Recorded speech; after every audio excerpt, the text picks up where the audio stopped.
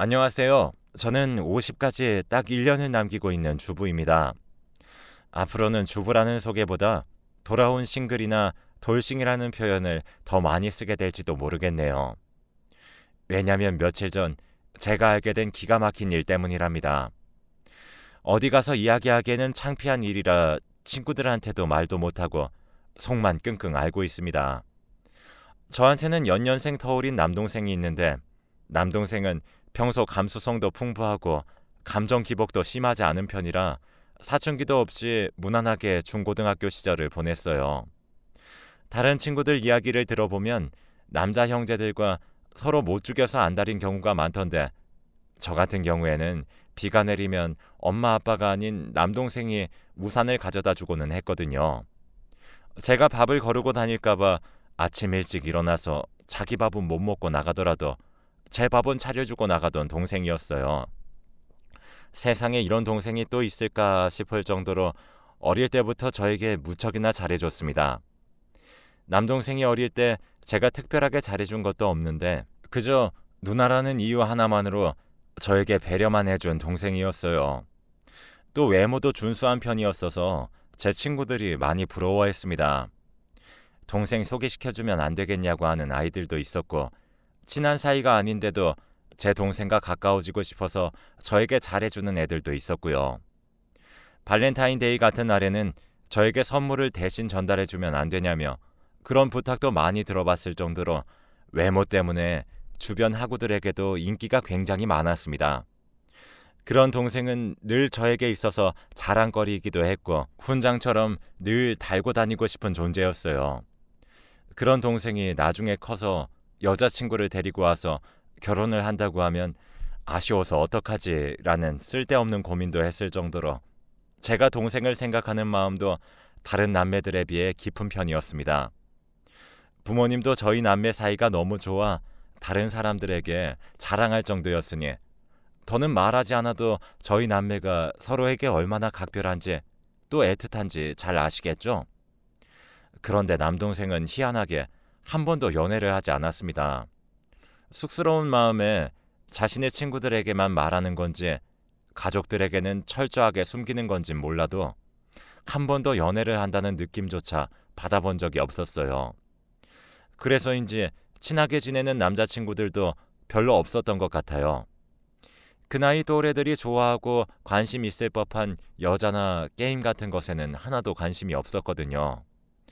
해봤자 공부나 음악, 영화, 책 읽기 이런 것만 즐겨 했었어요. 그래서 여자들에게 인기가 더 많았던 것 같기도 하고요. 아무튼 그래서 전 학창시절 동안 남동생이 남들 다 하는 연애하는 걸 한 번도 보지 못했고 대학 입학 후에도 남동생이 이렇다 할 연애를 하는 걸 보지 못했습니다. 회사에 취직한 이후에는 제대한 남동생이 여느 애들처럼 연애하지 않고 사는 게 그저 심심하게만 보여 안타까운 마음에 억지로 미팅 자리도 놔주고 그랬네요. 그마저도 남동생이 제 이미지를 봐서 나갔던 거고 예의상 좋게 데이트를 마치고 왔을 뿐이지 부담스러우니 다시는 이런 자리 만들지 말라고 저에게 간곡하게 부탁하더군요. 아직까지도 연애 생각이 없는 건가 싶어 저도 미안해서 알겠다며 이제 관심 끄겠다고 네 연애니까 네가 알아서 하라고 했습니다. 제 딴에는 동생을 생각해서 한 행동이었는데 동생이 부담스럽다고만 하고 진지하게 연애를 시작해볼 생각은 없이 혼자 외롭게 지내는 게 내심 서운했거든요. 동생도 그게 마음에 걸렸는지 미안하다고 몇 번씩 저에게 말했고 평소보다 더 저를 챙겨주고 가끔 선물을 해주거나 좋아하는 반찬을 만들어주는 등 많이 신경 써주길래 저의 서운한 마음을 금세 풀었습니다. 다시 남들이 다 부러워하는 남매 사이로 돌아가 영화도 보고 카페에 가서 같이 수다도 떨기도 하고 쇼핑도 하면서 지냈는데요. 하루는 동생이 자기가 아는 형 중에 너무 멋있고 남자가 봐도 괜찮은 형이라 누나한테 소개시켜주고 싶다고 하는 게 아니겠어요. 누나랑 노는 게 지쳤구나? 아니, 그런 거 아니라고. 다른 여자가 데리고 가기 전에 좋은 사람이라 우리 가족으로 삼고 싶어서 말하는 거라고 하길래 웃었습니다. 저도 남자친구랑 헤어진 지 꽤 됐기도 했고 심심하던 참이라 새로운 사람을 만나보는 것도 나쁘지 않을 것 같더라고요. 거기에다 동생이 보장하는 좋은 형이니 얼마나 좋은 사람일지 안 봐도 알 것 같았고요. 분명히 제가 고르고 고른 사람보다 더 좋은 사람일 것 같아서 얼른 약속 잡아달라고 하고 며칠 지나지 않아 속전속결로 그분을 만나게 되었어요. 동생 말처럼 성격이나 직업뿐만이 아니라 외모도 딱 제 스타일이었는데 전형적인 남자답게 생긴 외모였거든요. 그분도 저한테 첫눈에 호감을 느꼈는지 얼굴에서 웃음이 떠나가지 않았습니다. 그 모습에 더 끌렸나 봐요. 그래서 그분이 한 번 더 만나고 싶다고 그때는 동생 없이 우리 둘이서만 만나자고 하길래 냉큼 알았다고 해버렸네요. 그 이후로는 틈날 때마다 아니 시간이 없다면 시간을 쪼개서라도 그분을 만나기 시작했습니다. 집에 늦게 들어오는 날이면 동생이 또 그 형 만나고 오는 거냐고 자기가 소개해준 사이지만 그 형이랑만 놀고 자기랑은 시간을 보내지 않으니 내심 서운하고 섭섭하다고 했지만 저는 그분과 보내는 시간이 늘어났고 그것과 비례해 그분에게 푹 빠져버렸죠. 그분도 마찬가지였어요. 그래서 남들은 빠르다 할 수 있는 시간이지만 3개월 만에 결혼을 생각했고 저희 둘 다 의견 차이 없이 결혼을 진행하게 되었네요. 그렇습니다. 그분이 바로 지금 제 남편이에요. 남편은 결혼 후에 더 멋져진 사람입니다. 결혼했다고 자기 관리를 소홀히 하지 않고 꾸준히 운동을 해서 몸매를 가꾸었고 아침 기상도 저보다 빠른 편이라 늘 아침상을 차려놓고 저를 깨우고는 했죠. 제 회사와 남편의 회사가 먼데도 불구하고 늘 차로 저를 데려다 준 다음 출근을 할 정도로 저한테 지극정성으로 잘해주었답니다.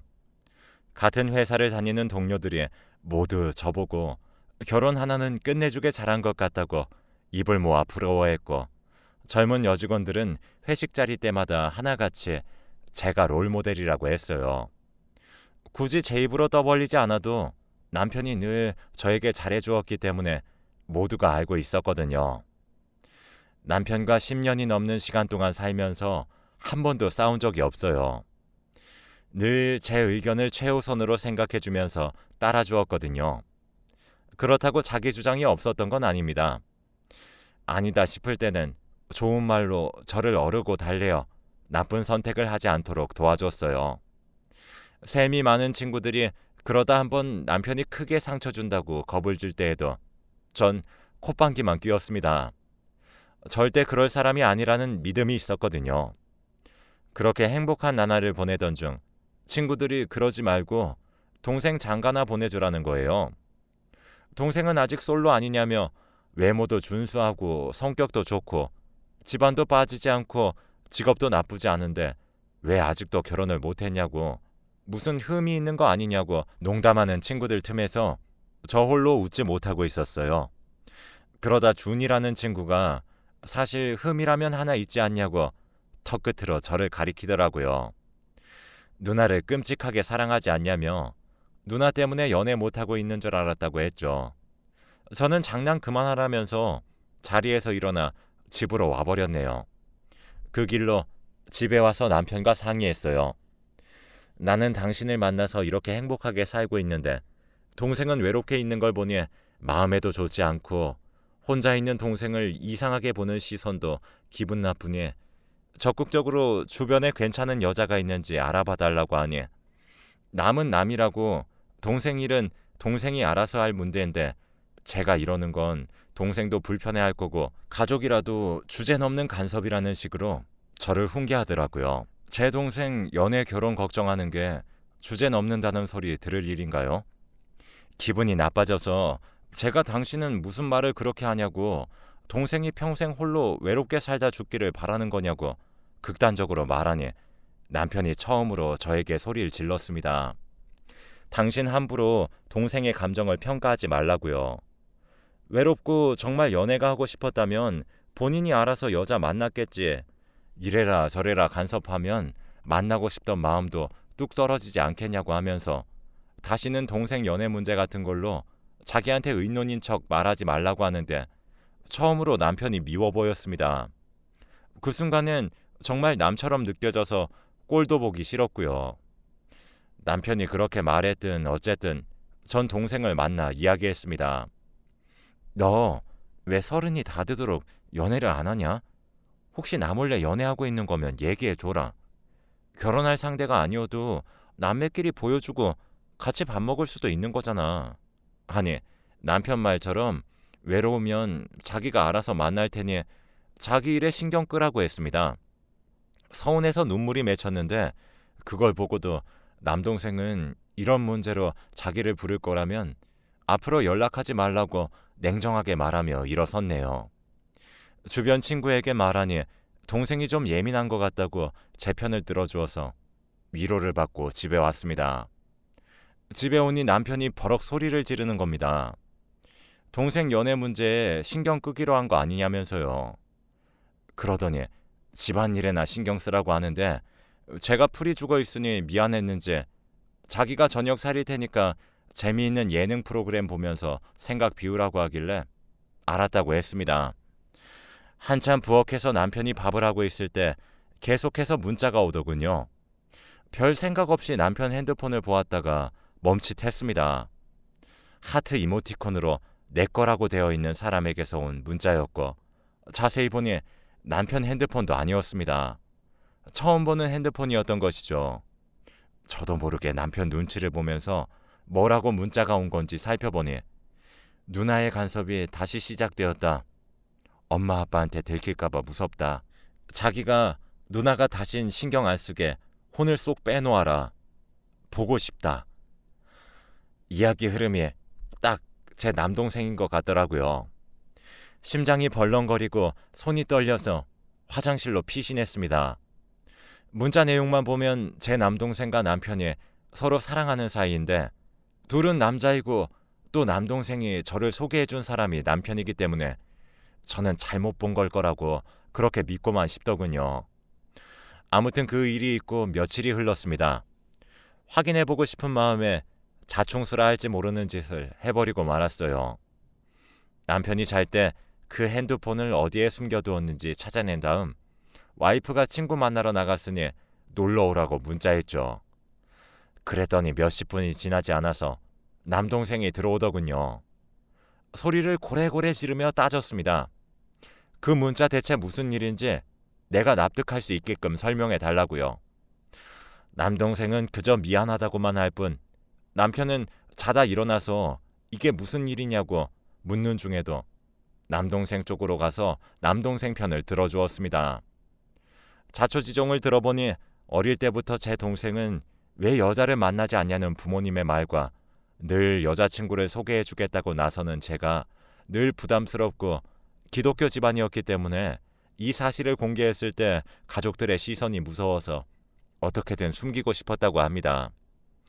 그러던 중 정말 나쁜 생각인 줄은 알지만 제 남편과 동생의 마음이 변할 리 없으니 남편이 저랑 위장 결혼을 한 다음 의심을 피하고 명절 때를 비롯해 사이좋은 친척인 것처럼 시도 때도 없이 편하게 1년 내내 만날 수 있지 않겠나 그런 생각을 했다고 해요. 그 말도 안 되는 생각에 희생당한 제 자신이 우습더군요.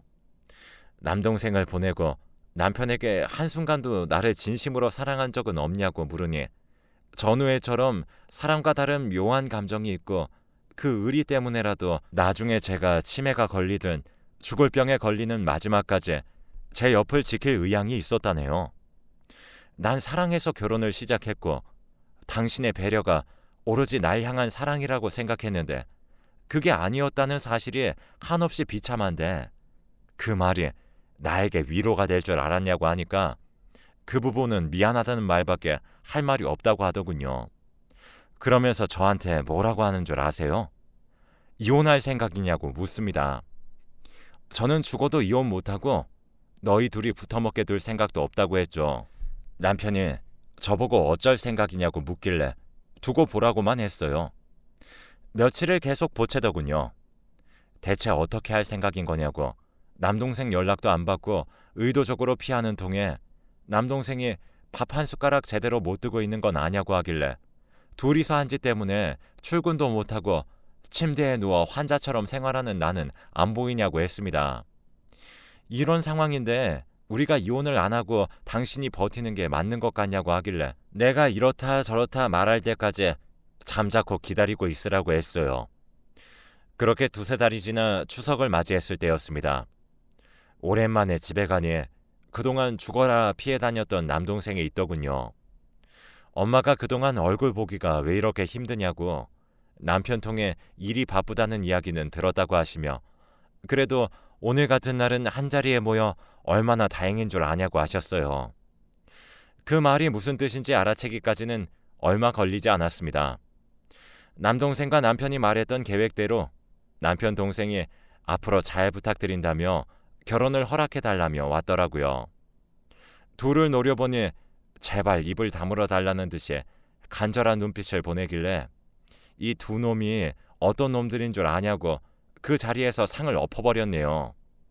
남동생은 하얗게 질려서 무릎 꿇고 부모님에게 다짜고짜 싹싹 빌기 시작했고 제 남편은 자기 동생을 데리고 황급히 자리를 떠나려고 하길래 남편과 남동생이 서로 사랑해서 위장 결혼하려고 꾸미는 짓거리를 다 폭로해버렸어요.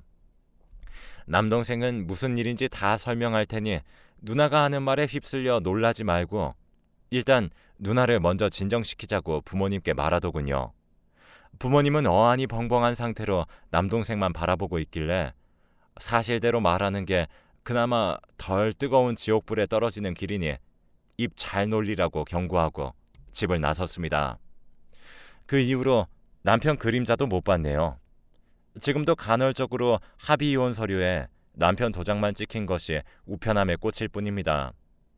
매일같이 집에 찾아와 짐승 같은 울음으로 자기 아들 어디에 있는지 찾아내라는 시댁과 그런 줄 알면서 왜 이렇게 늦게 이야기했냐, 무슨 오기로 산송장 같은 사람을 붙잡아 놓고 있어서 자기 딸까지 망치려고 했냐는 원망도 들었고 남매가 쌍으로 자기네 집을 풍비박산 냈다는 욕도 들었지만 눈 하나 깜짝하지 않고 모든 발단에는 네 자식이 있다고 대꾸했습니다. 그런 와중에도 핏줄은 핏줄이라고 남동생만 죽어라 욕먹으니 듣기 싫어 그랬습니다. 남편과 함께 사라진 남동생에 대한 소식은 그 어디에서도 들을 수 없었죠. 부모님은 이게 무슨 남사스러운 일이냐며 절대 먼저 찾을 생각 없다 하시더군요. 만약 자기 발로 들어오면 정신병원에 데리고 가야겠다는 말만 하실 뿐이에요. 매일같이 새벽 기도를 다니시면서 동생이 돌아오기를 그리고 남자가 아닌 여자를 사랑하기를 빌고 계시죠. 솔직히 말하자면 집에 오고 가면서 어렴풋이 멀리서 저를 지켜보는 남동생을 본 적이 있습니다. 하지만 아는 척을 할 수는 없더군요. 남동생도 먼저 인사를 할 자신이 없어 보이기도 했고요. 또 저를 원망하고 있을지 모른다는 생각에 못 본 척 지나치기만 했습니다. 그런데 늦은 나이에 저에게 임신이라는 선물이 내려왔어요. 저는 어떻게 해야 할지 몰라 눈물만 나더군요. 그 소식을 알았던 날에도 남편은 합의 이혼 서류만 보내오고 어떤 연락도 없었습니다. 그래서 욱하는 마음에 또 멀리서 지켜보고 있는 남동생에게 다가갔더니 도망치려고 하길래 저는 임신했다며 크게 소리쳤습니다. 그러니 도망가던 길을 멈추고 내게 돌아와 그게 사실이냐고 묻길래 그렇다 하고 그 자리에 앉아서 둘이 엉엉 울었네요. 그 일이 있고 바로 다음 날 절대 돌아오지 않을 것 같던 남편이 돌아오면서 다시 잘 살아보자고 하더군요. 한 생명을 가진 이상 우리가 남남으로 떨어져 지낼 수는 없는 거 아니냐는 등 저에게 이미 못할 짓 많이 했는데 더한 잘못을 저지르며 살아갈 수는 없다고 하는데 비겁한 변명으로밖에 들리지 않았습니다. 아무튼 남편은 돌아오고 나서 어설프지만 전처럼 화목한 가정을 흉내내기 위해 노력했어요. 시댁에서 시도 때도 없이 쳐들어와 자기 아들이 잘 지내고 있는지 감시하는 것 때문에 머리가 아프긴 했지만 그래도 남들에게 남편이 알고 보니 내 남동생과 사랑하고 있어 이혼당했다라고 솔직히 말하고 다니는 것보단 낫기 때문에 참고 견디고 살자라고 다짐했었습니다. 시댁마저도 자신의 아들이지만 이런 나쁜 놈인 줄 몰랐다며 머리채를 쥐어뜯고 때리고 이 죄를 어떻게 갚을 생각이냐고 울부짖으셨어요. 저 대신 그렇게 울부짖는 사람이 여럿인데도 마음이 허망했습니다. 현재는 남편과 남동생 모두 어디에서 어떻게 사는지도 모르고 시댁은 미안한 마음뿐이라며 매일 생활비 명목으로 돈을 보내오는데 입출금 내역만 봐도 그날 일이 떠올라 역겨워요. 아직 그 일이 있고 몇 달이 지나지 않았습니다. 어떻게 이겨내 살아야 할지 도무지 감이 잡히지 않습니다. 제 이야기는 여기까지이고 들어주셔서 감사합니다.